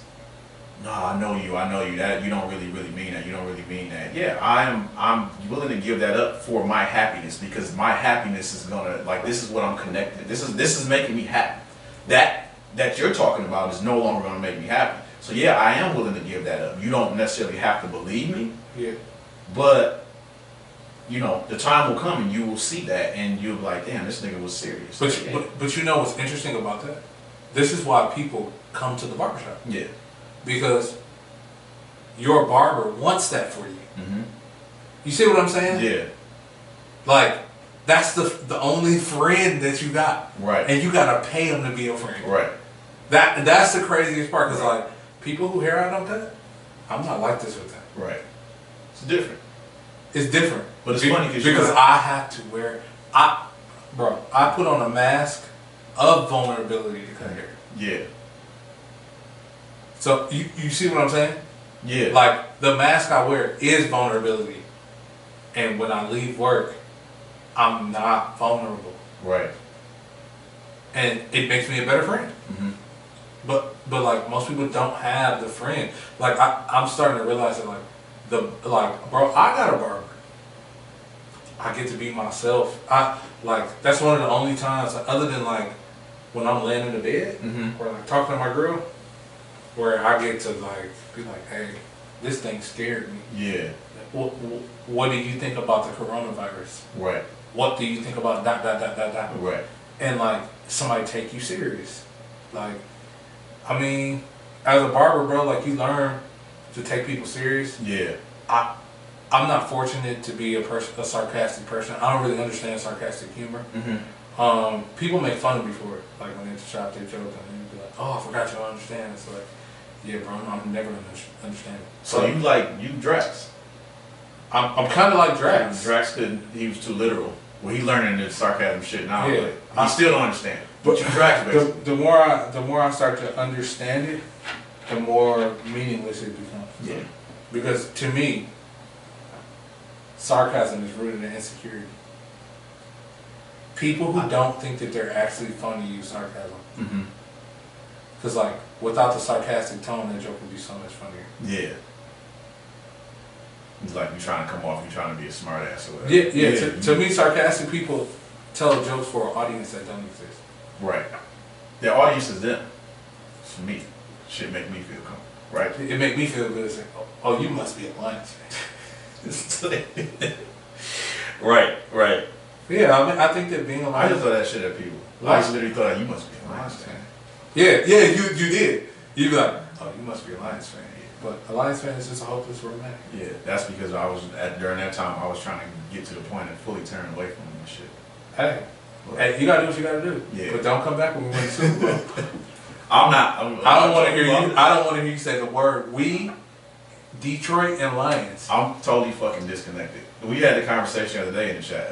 When they say shit in the chat or whatever, because obviously all my friends from Detroit and they talk about Lions. I'm like y'all. I say y'all. Like during football season, we watch the game. I'm like y'all. I'm like your boys, man. Y'all do this. Y'all do that. I mean, I can tell you what the biggest problem with the Lions is. What's that? The organization is ran like a mom and pop shop. That's. Remember what I told you? They bought the shit for William Clay Sr. because he was an alcoholic and a partier, and they didn't want that. He was next in line to take over the Ford. Yeah. So they bought the Lions in the late '50s. It seemed like the Lions so that he didn't take over. It's like a game of Monopoly. Yeah. So you got an organization. This is an organization that was bought as a toy for somebody to keep them from fucking up a legitimate company. Yeah, to learn business. And he didn't learn business because he never stepped into the world of. It seemed like they mastered it actually. I don't know, maybe, man. To me, nah, bro. Like what? Because they figured out the business, not the experience. Well, they figured out the business. No, you're right. They know. They figured out the business. Come on, bro. Like the car. We talking about the nature. We talking about the nature of the sports of sports. Like they selling to they went 0-16 and people still came. Y'all insane, man. I wasn't there, but what I'm saying is it's like so they run like a mom and pop shop. Like it's not business enough. Yeah. It's only business to lower tier players or defensive linemen. But like Matthew Stafford has been there too long. Do you see the shit they said the other day that he want to leave? That he actually wants to trade. He wants to trade. So there have been rumors popping up that they were thinking about possibly opening up having trade talks. They said it's actually might be Stafford and his agent going to he wants to trade. Like, I mean, but I don't even blame him. Like bro, his wife beat brain cancer, bro. Yeah. Like, it's not. If my wife got brain cancer, I'm not playing football. Yeah. He probably want to be closer to home too, man. I'm pretty sure if he gets traded, he would want it to be. Oh, he gonna end up on the Dallas Cowboys, and we gonna end up with Dak Prescott. But I don't know though, man, because Jerry Jones not bought into. He's not bought into Dak Prescott. Yeah, because he would have paid him by now. This is what I would do, man. I would take Darius Slay and Matthew Stafford, and I would trade for a mid-tier superstar, an up-and-coming star, and a draft pick, second-round draft. Yeah. And if I would trade to the Cowboys, I would get Jordan Lewis and. I don't even need Dak Prescott. You can give me a linebacker or something. But you know they're not gonna do that, man. The Lions. Who the Lions are shopping Darius Slay around. I know they're shopping him, but they're not gonna shop him for something good. Yeah, we're gonna end up with somebody like man, can they just get rid of what's cuz that can't tackle? Yep, him. Look, so I wanted to ask you. So with the shop, with the way that the social club is set up, or whatever. Like I would say, I think that some will probably classify it as like maybe a hipster, trendy, modern day type barbershop. But what I want to know from you is like, what is your view of it? And then like, how do you think the world of barbershops is changing? Okay. And I'll tell you mine after that. But. Okay, for one, it's a barbershop. It's a place where men go to feel comfortable to get their haircut. 2, it's a place I work. You know? Right. 3, you could say it's a hipster place, but I think that the word hipster. I think it's thrown around too much. Oh yeah, it is. If you dress or look or do a certain thing that's not like everyone else, if you don't hate anything different, you're a hipster. Right. I don't. It's a safe place for men to go, bro. Like gay, straight, white, black, you know, Middle Eastern. It don't matter, bro. Like, it's a place that, to me, the social club is really an education piece. I learned more about society working there than I did in school. And it's sad. It's sad that it took for me to turn 30 years old to find out that different types of people existed. Yeah. Especially for it to be inside of the city of Detroit, one of the blackest places in the world. I think it's the second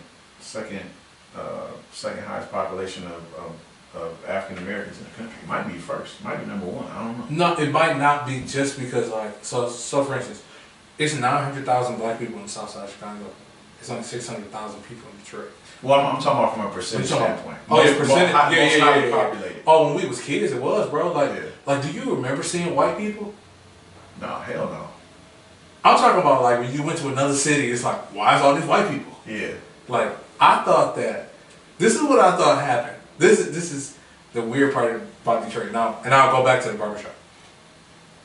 I thought that after the Civil War, black people got freed, and then they moved north, and then that every city, all of them came to Detroit. No, not that they all came to Detroit, but I thought that every city was filled with black people. Yeah. Well, you would think that inner cities were, because that's, you know. No, every city. I didn't think that Detroit was an inner city. I thought that every city. Look, I went to DC and saw black people. I went to Philly, saw black people. I went to Chicago, saw black people. But I didn't realize that I was just visiting black people. Yeah. You see what I'm saying? Right. And for something in Detroit to exist where it doesn't matter what you are, you know, at one, man, like we had, at one point in time, we had gay, straight, white, black, trans, all in the same, under the same roof, different age ranges, bro, from the 40s to the 20s, and we all got along.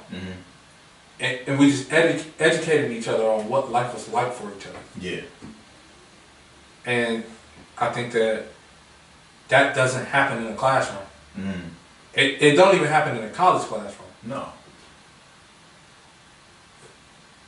So for me, like, a lot of people say, oh, it's where hipsters go because you can wear whatever you want in there. Right.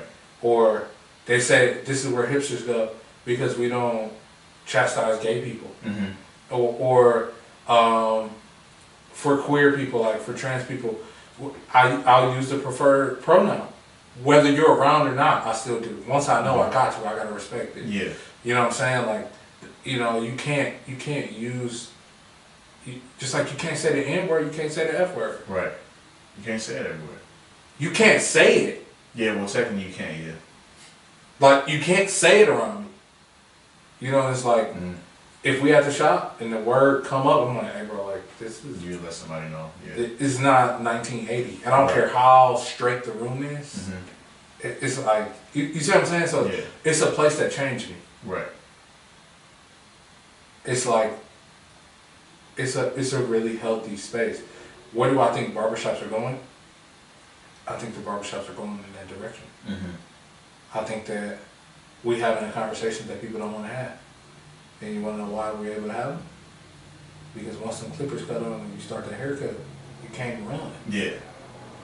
Unless you want your shit to be fucked up. And you're not about to give me no yellow if you're talking about some, oh yeah, you know what I'm saying, you messed up my haircut. No, bro, like, you didn't like the conversation we had. Yeah. Because you ran. You ran. Yeah. Yeah. Because once the clippers cut on, bro, like, it's something about the sound of the clippers that just calms you down and allows you to, like, you know, be yourself. Right. You know, I talk to Trump supporters all the time. And I was honest with myself about Trump supporters and Obama supporters. And that the way that they vote was no different. I didn't vote for Obama because he was a Democrat. I voted for him because he was black. Right. Like, that was it. That was enough. It was like, look, Uncle Barack is running, I'm gonna vote for Cuz. They got it right. You feel me? And I'm gonna figure it out if he know. I'm gonna figure out later if I knew what I was doing, if he knew what he was doing. Right. I didn't get into politics or start understanding the way the world worked a little bit until Obama got out of office. Yeah. Because it's like, you know how when you like something, like when you're in a relationship, right? When you like it, you stay in it. Mm-hmm. I thought that was what was gonna happen. Mm-hmm. And why can't America be single? But at the same time, it's a place. It's a place where you can have. Yeah. No, you. That's what I'm saying. That's how they feel. That's how they feel. We gotta have. But yeah, but I think that in the barbershop, those are conversations that can be had. It's just different ideologies like that go around. It's just a safe place for your thoughts, no matter how stupid they may be to people. It's a safe place. I'm gonna hear you out, no matter what it is. Yeah. No matter what it is. I'm gonna hear you out. I don't care how crazy you feel when you say it. Mm-hmm. I'm gonna hear you out. I can't think of the craziest thing I've been asked, but you know. My take, I got a similar take on it. Because first of all, like you say the word, people say the word hipster, trendy, and all that other shit. To me, hipster is a trendy word, pretty much. You know. It's a trendy word for trendy. Yeah, it's a trendy word for trendy. It's like people identifying again with what you said, like you are okay with thinking different, dressing different, walking different, talking different. You're just okay with the world being different than what we're okay with. And the problem with that, you already noticed there, like people put tags on shit they don't understand. That's where a lot of it comes from. So now, you know, when I'm lashing out and I see, not that I do this, but you see a gay dude and you want to call him the F word, right? Mm-hmm. It's because you're not understanding and you don't want to take the time out to understand who he is, and not necessarily you don't have to try to get into his brain and try to figure out why do you love being with men, but you're not trying to understand who he is just as a person, period, because you're like that makes me uncomfortable. You want to hear a conversation? So therefore I'm gonna blast you for it, and because now if I say this, that's how I can get comfortable with you being around. Oh yeah, by trying to make you uncomfortable. So what's wild about the way that some men feel about gay people? I had a conversation with a guy. I got a lot of gay friends. I mean, I'm friends with the people I cut. Mm-hmm. He said that shit is feminine to me. Well, when a guy acts like that, he said two guys holding hands is feminine to me. Okay. I said, why is it feminine? He's like, I don't know, man. That shit just soft. It's just soft. And you said he's gay too? No. Okay. He's straight. Oh, he's like, I don't know, you know, and that's what he said. You know what I'm saying? He was like, oh, it's just soft. I'm like, you hold your kid's hand. That's not the point I made. This is the point I said. If you put a guy and a girl in a room, in room one, and room two, you put two guys in a room, which room is more feminine? It's room one, because it's a guy and a woman in there, based off of his standard of femininity. Right. And I said, the reason why you think two men being gay is soft is because we've been trained as men to believe that love is weak. And when you see two gay men walking down the street holding hands, they chose love over everything. Right. And that's why it's weak to you. Right. Because they were like, you know what? I don't care about anything other than this person. And as men, we think it's weak. Right. And I don't understand it. That's a topic for all that. As a matter of fact, I got a list. I got a show I want to do about that and sensitivity, man. But that makes me think of something. I'll go back into it later because I want to finish answering this real quick. And so, like with you guys' shop, and again, like I said, I don't like that word hipster because, like you said, trendy. It's a trendy word for trendy, which is temporary. It's that very shop temporary. has not. There's nothing about the social club that is temporary at all. And if, as a matter of fact, and that segues into what I want to say, I feel like what you guys do there, and have been doing since I've been going there, and that's been since 2012, is you guys have kind of been on the cusp of what the modern day barbershop now is. When you look at what's his name show that he does on HBO, he's doing the same shit that y'all are doing.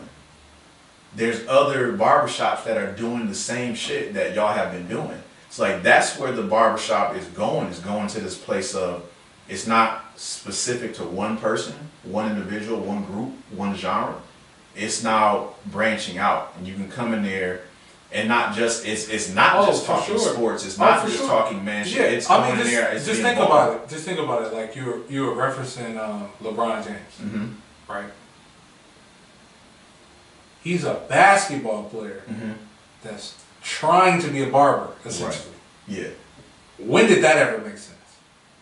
It didn't until what you guys were doing. Yes. And then it started to make sense. It started making sense. It's like, oh, we need to have these conversations. Yes.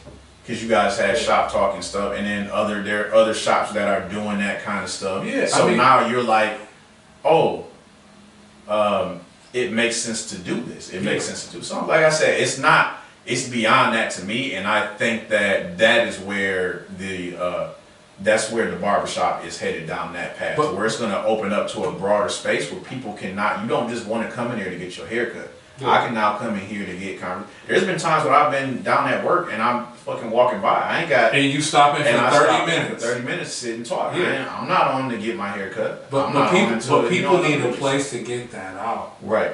To get, let's piggyback on the word trendy, right? Mm-hmm. I saw a post that said, people used to say that my jeans was skinny. My jeans was too tight. Now they wear tighter jeans than I wore. Yeah. So, whenever somebody's trying to make fun of what you do, it's because that's on the way. Yep. But that's what they want to do. But you look at this table, right? Like this was a tree. But you gotta cut a tree. Right. And then you not only do you cut the tree, you have to sand it down. But what people have to say about what you do is like the sandpaper that you use, but the sandpaper will wear out before the wood will. Right. So if what you got is real, that's, you know what I'm saying? It'll wear out before, and all that. But if you know anything about sandpaper, it starts out with the heavy grit first. Right. And then the grit gets finer and finer and finer, to the point where like they can no longer nitpick because it's a finished product. Yep. Yep. So. I think that although we're growing, I'm not saying that we're finished. What I'm saying is we're growing into a thing, and what the social club is will always evolve because people are evolving. Right. The social club is not the barbers, it's the people. Right. Right. And it's to think that, like, I think that a lot of these barbershops get caught up in the barber, not the people. And that's the reason why it's corny and it's trendy and it's, oh, our barbers do this, oh, our barbers do that. Yeah. Our barbers make cocktails, or we do this, or you know what I'm saying? Yeah. Like, it's like, bro, it's like, what about the haircut though? Right. Like what about the, hey bro, how's your day going? Right. What about everything else in between that? Today is your birthday. I'm coming to barbershop to drink, and y'all have had liquor at your shop. I think maybe once, maybe twice, I may have drank something there, and most of that has been you like, oh, I got this new thing. When you were drinking, you like, I got this new bottle you want to try. But I've never thought, oh shit, I gotta go to the shop and get a haircut, and I want to drink too. I want a cocktail. What's crazy is this. I never bought the liquor. I never bought it. That was a client brought that. Brought something for you.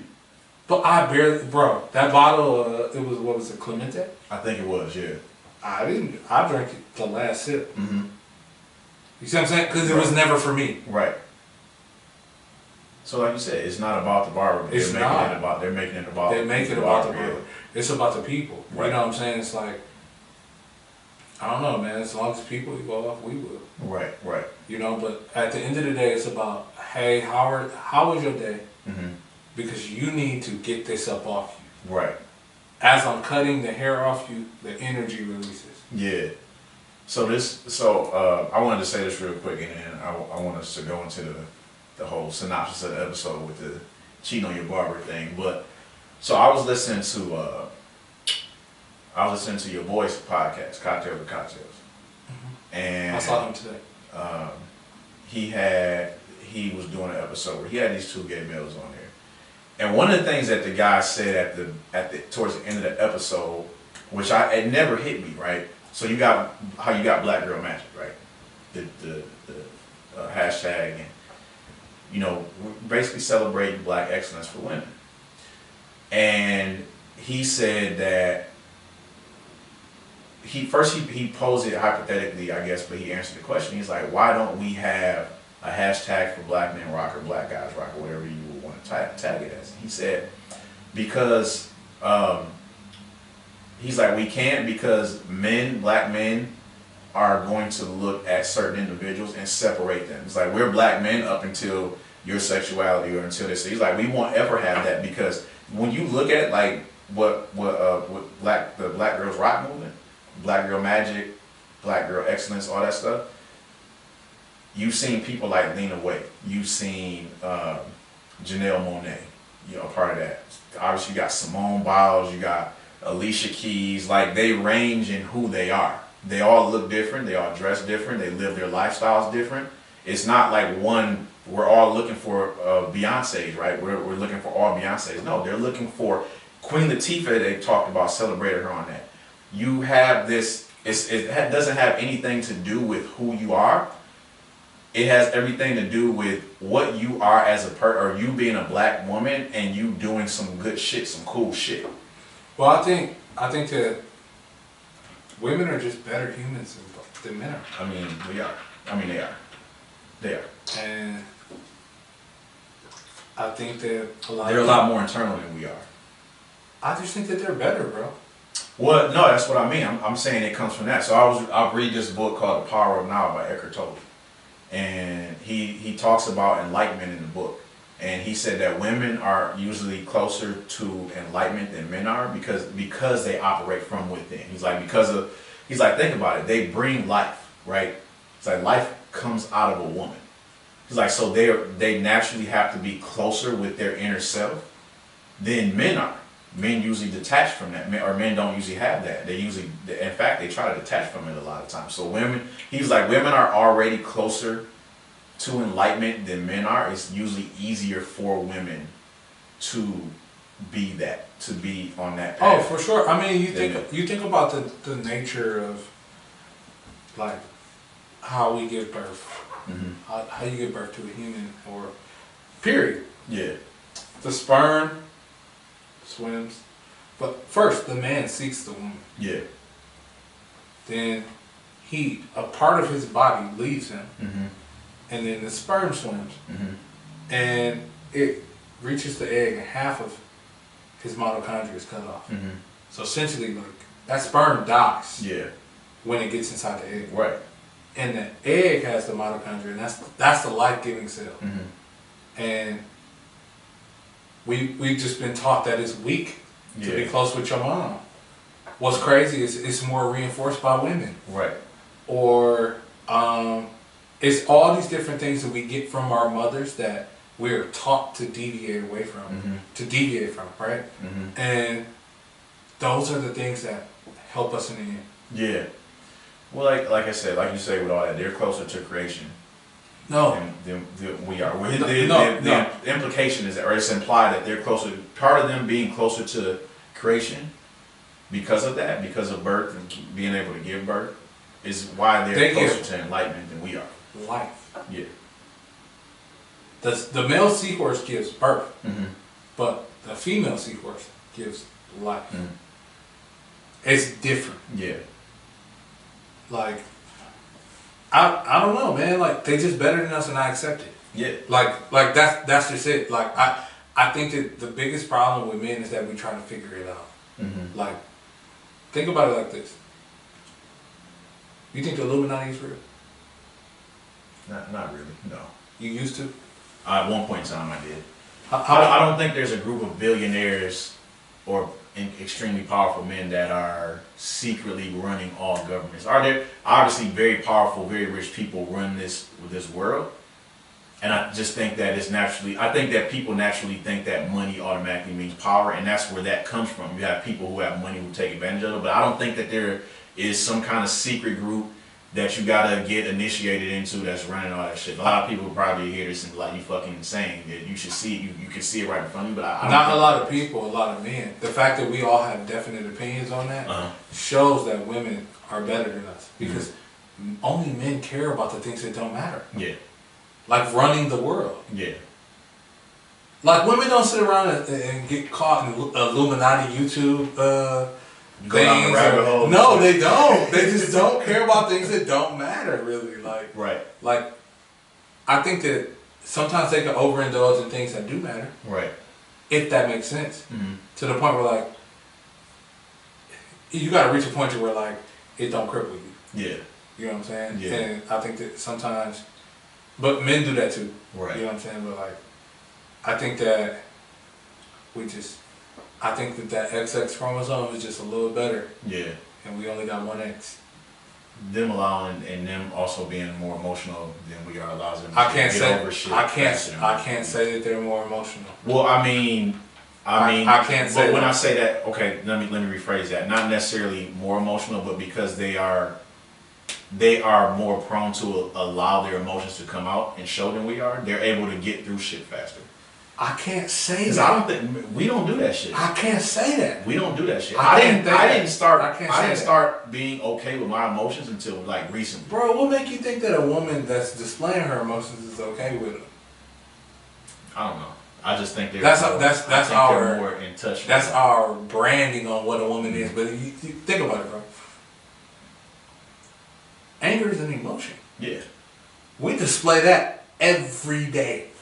I'll say the softer emotions. Like they're not afraid to display love. Yeah. We are. They're more brave than we are. We are for sure. But I think it also allows them to get over shit. Because I don't think that they get over stuff faster necessarily. You don't? I just think that they're not angry about it no more. Possibly. That don't mean you over it though. Because you cannot be over something that make you sad still. And we know a lot of people's moms that are sad about stuff that happened to them. Yeah. Somebody just chimed in on here, my boy Raynard. So he's a therapist. He said women are more encouraged to be vulnerable with their emotion, and that's why. I believe that. Yeah. I also feel like the crazy part about that, Raynard, is that women are more encouraged to be in tune with their emotions or in touch with their emotions? To be vulnerable with their emotions. They're more encouraged to be They're more encouraged to be vulnerable. What's wild is they may be as adults, but as children, they're actually taught to not say anything. Not speak up. To not say anything. Like think about it. Little boys, when they run around and they cuss, they get rewarded for cussing. We think it's cute, we think it's funny, but when a girl does it, it's like, don't do that. That's not ladylike. Right, that's not ladylike. We teach them body language. Like, oh, cross your legs because this could be, it's like, why are you teaching a 5-year-old to cross their legs because of what a 30-year-old man could think? Right. So I think that body language is a truer language than verbal language. Yeah. And I think that might be a part of the reason why they're more vulnerable. Because they can see what we can't see. Because they speak with a different part of themselves. Yeah. But, just to kind of go back into that whole thing with the black guy magic, he's absolutely right. To me, I feel like he's absolutely right with saying what he said. But we need to we need to challenge that shit more, because I look at that and be like, dude,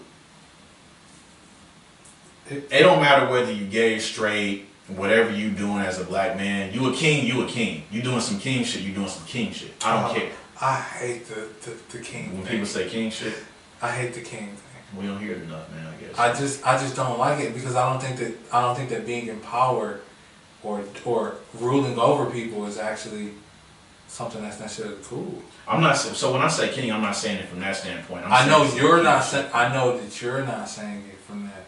You talking about someone like, I'm king of the household type shit? No, I know you're not saying that. No, I'm saying what you're saying when you talk about a person. No, what I'm saying is this. looking at the actual word of it, Mhm. it's not cool. Mm. Why you say that? Kings kill people, they enslave people. Donald Trump is a king. I just want you to know that. He's a king. I just want you to know that. Don't ever let that shit get out to him. Don't tweet him or nothing like you. What? No, he knows. I mean, a president is a type of king. No, I know. What I'm saying is like the actual term king, it's not a king that doesn't enslave people Right. or kill people. Right. So the nature of it belittles someone else. But I just think that we need to love ourselves and get rid of the glass ceiling of what being a black man actually is. Right. Because we all the same. We all going through the same shit. But people like to Nobody- like to separate the human experience. You know, like how we like to separate emotions, like they not a spectrum. Yeah. We think they're different boxes. Yeah. But people like to do that with what being a man is, because they say this is being a man, but this isn't, because I'm saying that I'm a man and I don't do the same thing that you do. But like, it is. Yeah. Yeah, it's the same shit. I think that we also need to like. I think that every man in there, at some point in time, thought that this thing would happen that made them feel like a man. Mm-hmm. How old were you when you felt like a man? We feel like a grown. Honestly, I didn't start feeling like a grown man probably until like the last 8 or 9 months. But that's when I started. Me too. That's also when I stared to become more vulnerable, more honest with myself. But what's crazy is it was no rite of passage. Yeah. Everybody you ask, they're gonna tell you it's like probably like a year or two ago. Yeah. What happened with men a year or two ago? I don't know what it was. I don't know. But why is that the most common answer I hear? I ask that question all the time. Because energy, man. This made me think about some shit the other day. So I believe that we are all one energy. The only thing that kind of separates us, our energies, is auras and different things that block that. But we're all connected through one. Oh, the human experience. One energy, right? And so I take it like this, for instance. Think about how many times you've gotten up and you're driving somewhere, and for some reason everybody's just driving stupid. Like everybody's just driving stupid. I think that has something to do with there's a certain energy that those people are all connected on that wavelength at that point in time, and you're getting that. So I feel like it's that might have been the same shit last year with a lot of men. Like we were connected on this one energetic wavelength. Not all of us, but some of us shifted towards that awareness. The human, and it allowed us to open up and experience that. I didn't feel like a man until then. Bro, I just turned 30, and I didn't feel like a man because I turned 30. Mm-hmm. I felt like a man because I'm who I want to be. Exactly. But not only that, but the crazy part about the human experience. So I can say, hey, bro, you know, CVS down the street. Mm-hmm. When they first opened that boy, somebody got shot in there. Mm-hmm. You know what I'm saying? Like got killed. Right. The next time you go in there, that's an experience you're gonna relive. Right. And you're gonna live with that level of caution. Yeah. That's the way the human experience works. Mm-hmm. We all add to it. My experiences are your experiences once they share it. Right. Yeah, that's true. And people think that, oh, well, I'm a straight man, so I don't share this. the word gay and man can't go next to each other because I'm a straight man. Well, my thing is because they think that it makes them gay for accepting it. Right. It's nothing wrong with being gay. Just like there's nothing wrong with being straight. It's like at the end of the day, like it's a person to person thing. Here's my thing with that. When you're saying that, like, and this is a challenge that I would go to people with, and again, like I said, I want to keep it connected to that black guy magic thing, because I think we need to celebrate one another more. I just hate that they hate people for who they love. Right.